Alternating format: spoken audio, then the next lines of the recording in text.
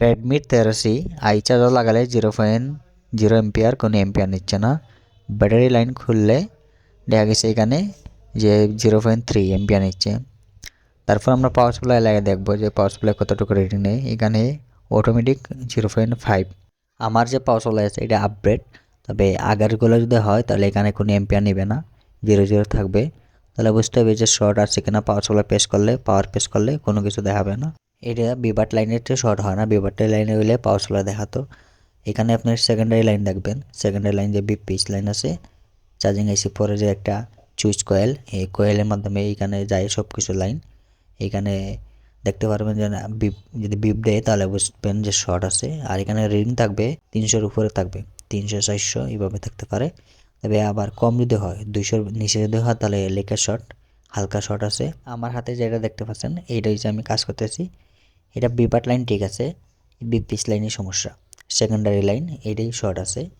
এই শর্ট আপনার এখানে ভোল্ট অবশ্য 3.7 উৎপাদন হবে। এইখানে পাওয়ার এসিতে যায়, পাওয়ার এসি যাওয়ার পরে অন্যান্য যেগুলো ভোল্ট আছে 1.2, 1.8 বাকি সেকশন থেকে ধরে এলডিও যা আছে সব কিছু এখান থেকে দেয়। কিছু কিছু পাওয়ার এসি আছে যে বাকি সেকশন আরেক আইসির মাধ্যমে উৎপাদন হয়, এটা হচ্ছে অন্য মোবাইল বা অন্য একটা সেকশন থাকতে পারে। তবে এটা যে মিডিয়াটেক যেটা আছে এইটা বাকি সেকশন এটাতে উৎপাদন হয়। তারপরে এই যে BS1 এমএমসি র্যামে যেগুলো লাইন যায় এগুলো এখান থেকে যায়। এগুলো আগে দেখবেন যে শর্ট কইতেই পাওয়া যায়। আমি যেটা রিমুভ করছি এটা হচ্ছে ক্যাপাসিটর, এটা যেহেতু আছে 3-4টা আছে আরও, এটা লাগবে না। আপনার ইচ্ছা যদি আপনি লাগাইতে পারেন তো লাগান, সমস্যা না।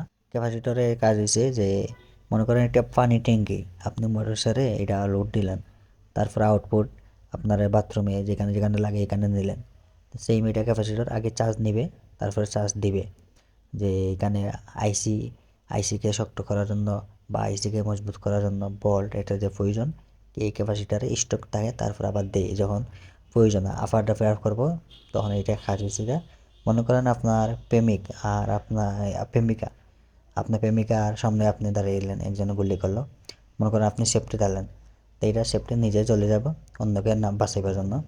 এই ধরনের কাজ হচ্ছে ক্যাপাসিটর কাজ।